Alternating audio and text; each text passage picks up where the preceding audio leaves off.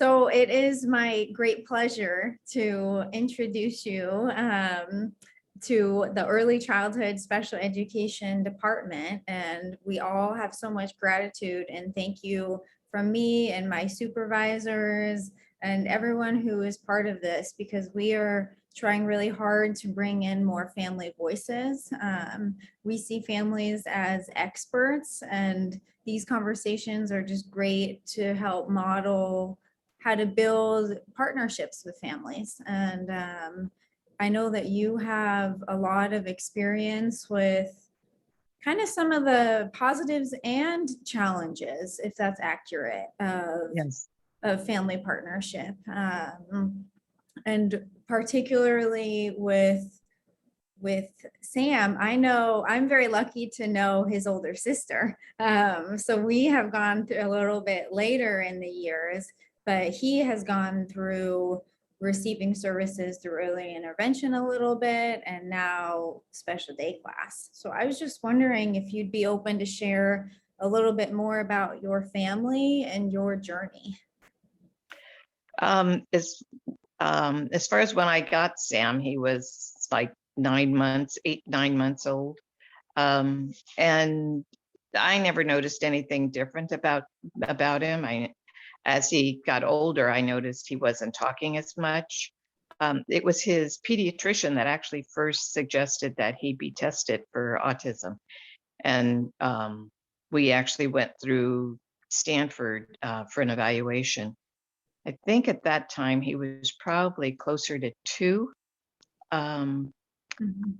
as far as, from there, we were connected with Golden Gate Region for, as you said, early intervention.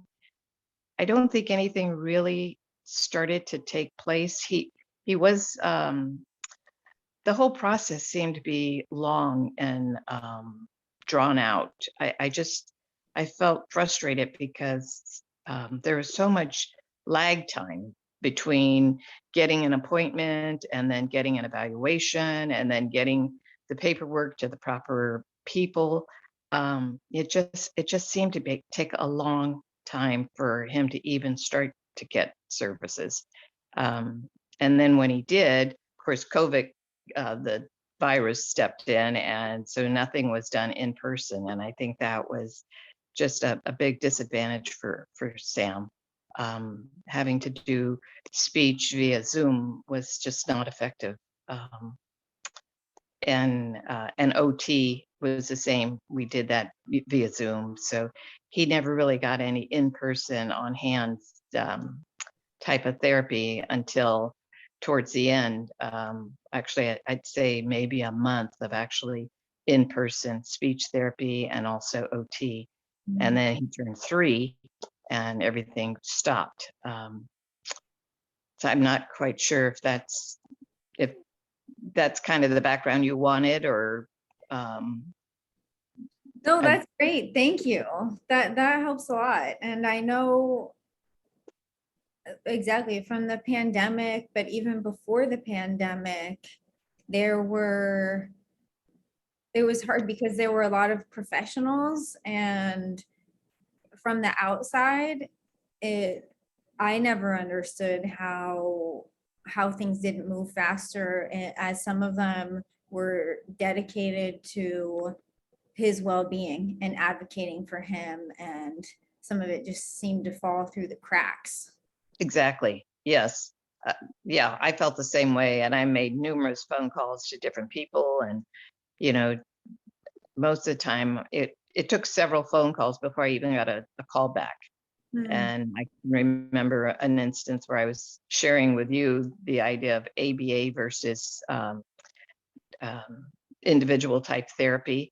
And it was suggested that I do ABA, that was a much better fit for him. Um, and that just has not been positive. I've gone through 3 different companies for ABA, and they still just it's not working.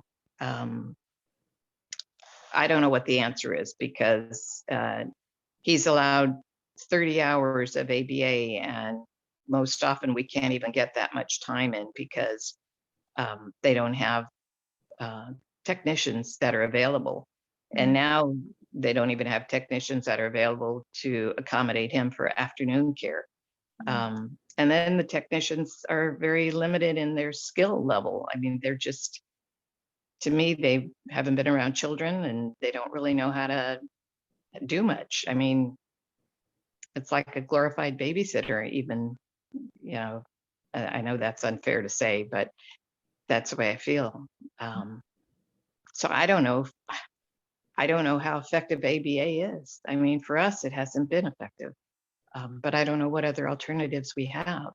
When I had called Golden Gate Region to ask for some assistance, you know, by the time I got through to the case manager, her response was, well, sorry, I haven't called you back, but I got a promotion and I've been really busy. Well, you know, good for her, but not good for me. So anyway, that's kind of where we're at now. The ABA company we're with now, it's a gentleman that comes to the house 3 times a week for a couple of hours. And Sam's not doing well with him. He's better than the other man that came, but he's still not. Sam is not warming up to him. We've suggested that on the onset, we said he would do better with a female, but that seems to not be possible, at least with this company right now. They don't have a woman that's available for him, so they're sending twice now. We've had 2 different men, but I still don't think it's the right fit. Most of the time he's crying, and you know, there's a struggle, and you know, having him cry and upset and distressed for a couple of hours is pointless. So I'm at a dilemma now, because it's like, do I switch again to a 4th company? So I don't know what to do at this point. So I'm not quite sure for early intervention. I guess I don't know what that's supposed to be like. Right, because, well, you missed because of the pandemic, and because even before the pandemic, there was a lot of, you know, there were many months that he could have been assessed, and there were some just environmental circumstance issues that made assessment reasonable, I felt. And that was something from that I never understood as to why it was so slow, considering just some background information. And then he was eligible for early intervention, but like you said, they defaulted to ABA even when he was still eligible before he was 3. So that's when you and I had that conversation about, if he's eligible for early intervention, why are they pushing that? Why are they pushing ABA Right. before early intervention? And then basically the clock ran out and he turned 3. But Right. now it's confusing, because if you're saying he's not doing well with men, then I'm just wondering how much they're listening to you if they're saying, well, this is all we have and you're going to have to work through it. That question just comes to mind about how they're working with you to try to accommodate his unique needs. Yeah, so that's really, I'm really surprised to hear that they can't find women, or because crying for hours developmentally and attachment wise doesn't seem productive at all. Right. Right. And they've tried, you know, we've talked about this before. Their whole technique is that you have some type of food that, or candy or whatever, that they really want, and you only give it to them during an ABA session. So what what they do is they use gummies, gummy bears. And when he was here when the technician was here on Wednesday, he was trying to get Sam to do something, and it just didn't work. And Sam started crying and really sobbing. And Sam kept repeating, "No gummies, no gummies." And I think basically it wasn't so much that it was no gummies; it was more like no, no Daniel. I mean, I think he was trying to express himself by saying, "I don't want this guy, no more of him," as opposed to, but he was using no gummies as his way of communicating. Mm. So I just, I don't know. I think it's been really difficult. Sorry, Sarah. No, Sorry. I'm sorry that this is happening, because it has been difficult, and I it's a very, it just kind of reminds me of the driver. Um, we Oh, have, right, everybody right. else has Yeah, context. right. There is an issue with another person, and um, it's like children's safety should always be first. And I said, now we're both gonna cry. Sorry. No. But it's not, yeah, it's like, who are we doing this for? Who are we doing this for? And you're the person who has the biggest commitment and the most at stake for them, and you live with them, and you're taking care of them and thinking about the lifetime.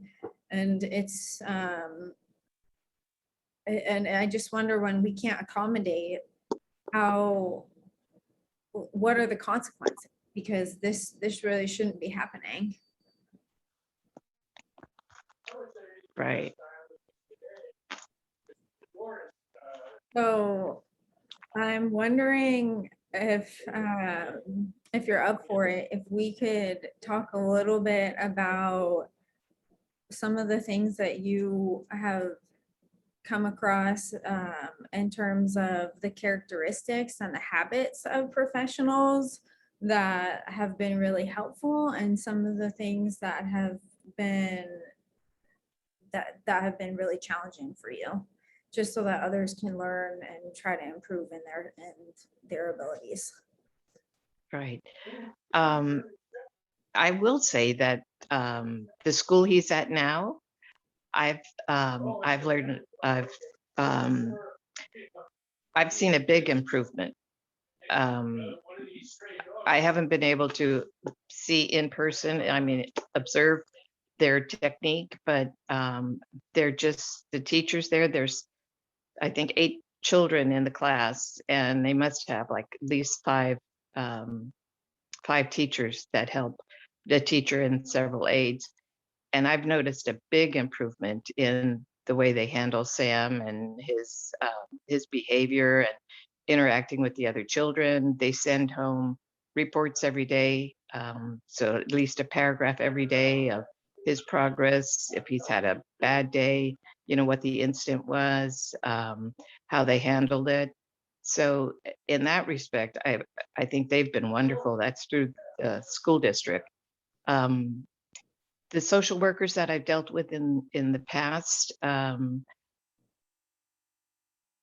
have one lady that comes weekly, and she's great. She interacts with Sam, and she was here yesterday, and she actually was able to witness his tantrums and his meltdowns.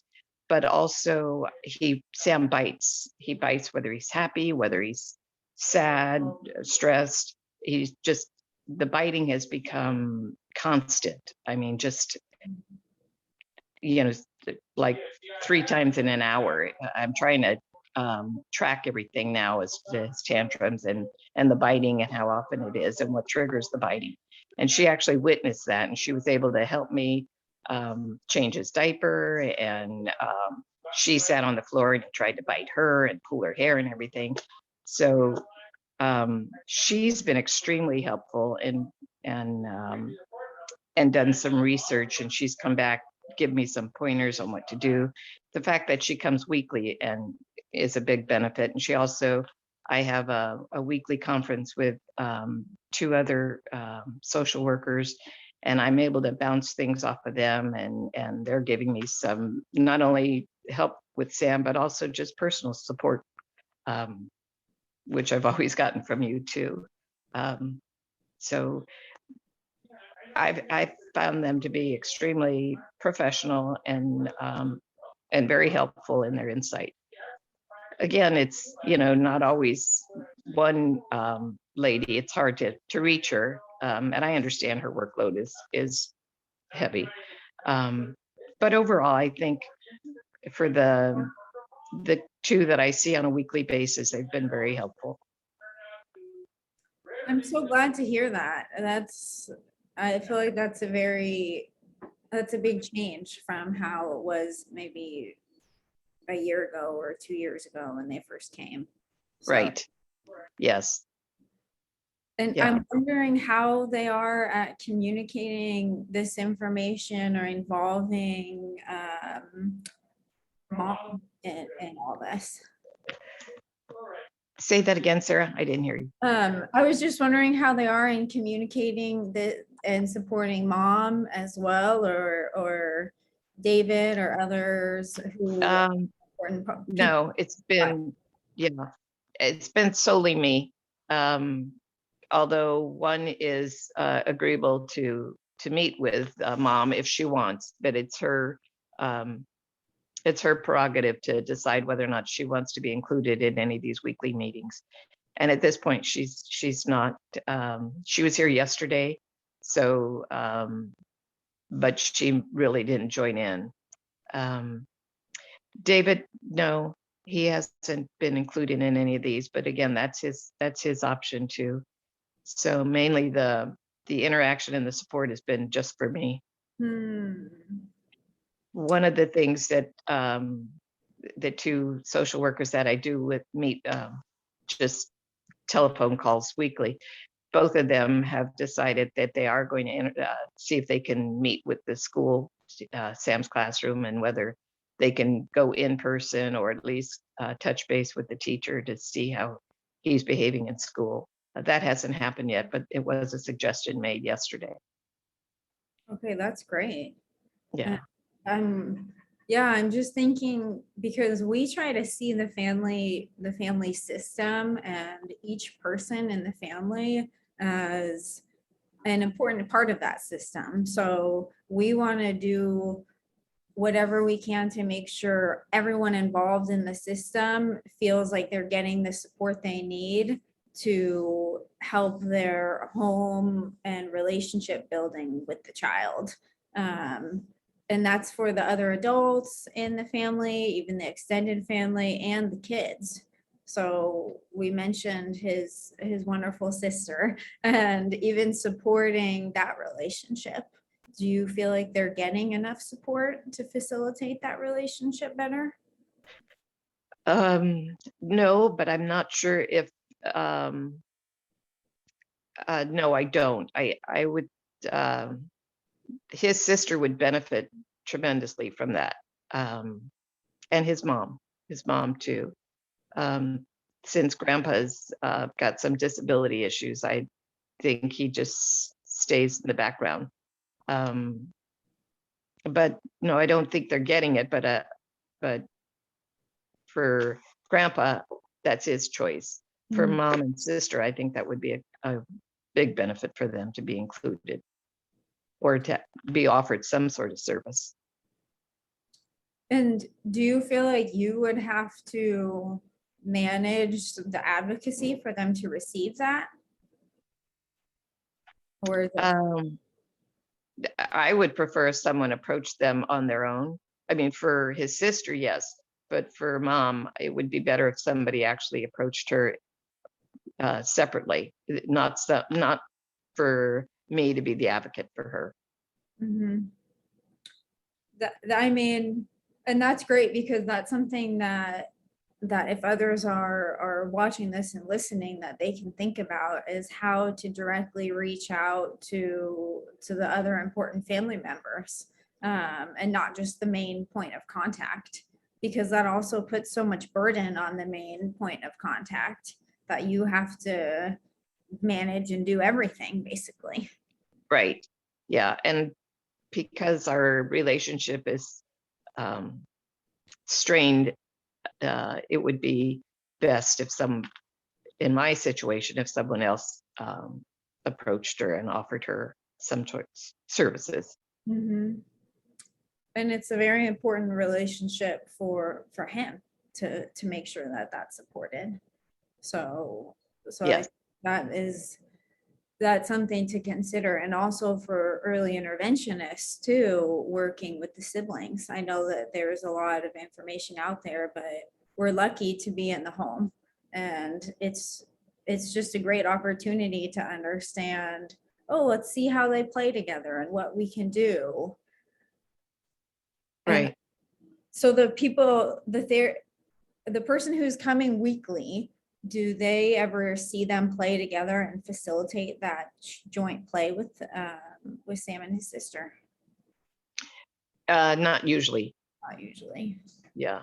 Usually, usually his sister is, well, she was taking a class. She was going to gymnastics at the same time, so she wasn't home. So on the few occasions that she is home, usually she's outside playing. So they're not seeing the two kids together. Right. But And that would be beneficial, actually, now that you mention it, because Sam doesn't share, and they end up, wrestling, and then he starts biting or pulling her hair. So yeah, it would definitely be good for the two of them to be together and to have someone observe that. right. And they're both like, I feel like committed wrestlers when they Yes. start. Yes. Yeah, exactly. So she's very and strong, and he's super strong too. Yes. So it's just amazing to think of him when he was an infant or 10 months old, and Yeah. where he is now, and even hearing him Yes. say no gummies, because Yes. last time I saw him, that's just more words that he's communicating now. Exactly. Yeah. Yeah, exactly. Two words together. Yeah. Yeah, exactly. So it's also thinking of ABA and all the supports that he's getting at school and things. If there was somebody who fit him and they had that relationship, that would just be even more opportunities, because I have the privilege of thinking back and just seeing this is big growth. And every time I see him now, it's just unbelievable, because he's getting bigger. Yeah. Also, the more he is Yes. communicating and expressing himself. Yes. Yeah. Exactly. And I wonder, I'm just wondering, I think ABA, a lot of families, it's very individualized for the families of whether or not they find something that they like. And I wonder if you think it would be helpful for the special day class teachers to give more information and perspective. Are they available for that at his school? They would be. Interesting you mentioned that, because his mom just got an email from the director of this particular company, the ABA company, and Sam is also getting some speech via Zoom through Stanford. That's for like 20 or 30 minutes, and it's a group session. It's not individual. So the ABA company had said that they would contact the speech therapist, but they didn't feel that they needed to contact the school, which I find that interesting, because they would get more information from school than they would from the 20-minute speech Zoom group session that he's attending. So we're going to contact the the director and tell her, we really want them to contact the school and talk to his teacher and get some insight as to how he behaves at school. They can also contact the speech teacher, but I mean, I think the school is a much better, it would be more helpful for them to go to the school first. Mhm. So I don't know why they felt that that wasn't necessary, but they wrote an email, oh, we don't think it's necessary to contact the school, which I thought that was kind of interesting. Like, really? Right. And also the teacher could benefit, and all the paraprofessionals in there, if speech language pathologists at Stanford have more insight to support the teacher in a way is to support the child. Right. Yeah. Yeah. So after that, they said it's not necessary. Is that it? Is it? Well, that was the email that we got last night. So we still have to respond to that and say, yes, it is necessary, and we want them to. We also sent a note to the teacher today to just make sure that they are agreeable to meet with the ABA people and also with the 2 social workers that I mentioned. So, and I'm sure they would be. So, but yeah, that's where we're at that point. We're at that point now, but we still have to contact the director from ABA and tell her, no, contact the school too, Right. as long as the school's agreeable, which, like I said, I'm sure they would be. Right. But that's maybe another example of how it's additional work for you to coordinate, to try to facilitate having everybody communicate better. Yeah. Yeah. Well, go ahead. Sorry. oh, no, please. I think I had mentioned to you too that he also qualified for continued services through Golden Gate Region, and the social worker there contacted me, but I'm not sure if that's a means for me to reach out to and have her do the coordinating. I don't know. I'm just throwing that out there. I don't know why. No. So, and you have had so much experience with Golden Gate Regional, and it from the outside is amazing to me, just how all of your experiences, it still doesn't help me make sense of what's going on there and how the services are, which is funny because Right. it's confusing from the outside. It is confusing. It is, and so much of, when they call and they say, well, now he qualifies for extended services, and then you say, oh, well, that's great. Well, what does that mean? Well, basically, it means that we'll try to help you get respite, and connect you to different agencies if you need help for speech or OT or whatever. So then you say, well, that's great. I do need somebody to help me with speech because he's not getting it right now. He gets an hour at school, but he needs more than that. So then their response is, okay, well, there isn't really anybody available right now. And kind of like, well, sorry about that. And then as far as respite, somebody to help you, her response was, let me contact an agency and I'll get back to you. And then she got back to me and said, well, they don't have anybody available. So it's up to you to find somebody on your own. So much of that is, we're here to help you, but we can't really offer you anything right now. So good luck on finding somebody. But then if you have a question, call us. Do you know what I mean, Sarah? It's kind of like you get a phone call that somebody's going to help you, but when you want the help, it's not there for you. I don't know if I'm explaining that right, but it's frustrating because it's like, what are you going to help me with? Because I just asked you for 3 things and you can't give me any help on those. So I don't know. I I don't know how the system works. Well, I think that there is the theory for how the system should work, and then there's the reality for what's actually happening to families. And that's exactly why we need more family voices, because there, at some point, families and professionals need to work together to change the system. And sometimes that means professionals being uncomfortable in their place of work and challenging how operations are happening in some ways.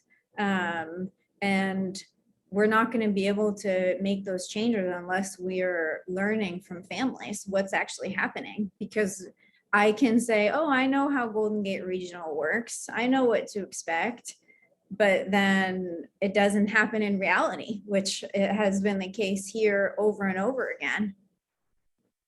And Right. also with the IFSP from the IEP, I felt like they did everything wrong there. I mean, Right.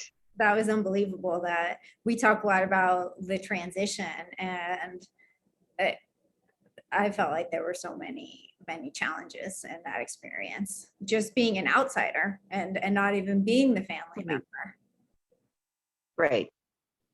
Yes. And that was the other thing. I mean, they're offering 1 hour of speech. And so initially they said, well, you could challenge that. But then when you challenge it, they say, well, that's the best we have. So I'm not sure, well, then what do you do? How do you challenge it when you're told, well, 1 hour is good. That's the best that you can get, but it's not enough. And so you're told, well, challenge that because he needs more than 1 hour. And I don't know how you challenge it, short of, maybe getting an attorney and spending thousands of dollars to try to get them to challenge it. Right. And not everybody can do that. And it's not just financial resources, it's also logistical time issues, because hiring an attorney, going through that process, working Yes. through all that, they don't do everything on their own. And sometimes even with an attorney, you have to manage the case to some extent. And it's like, how do you do that with two young children at home and like your own life and responsibilities? Right. Yeah. So Margaret, I want to thank you so much. I feel like we can always talk forever. We can go I on. know. I know. So I'm gonna just thank you and stop recording here.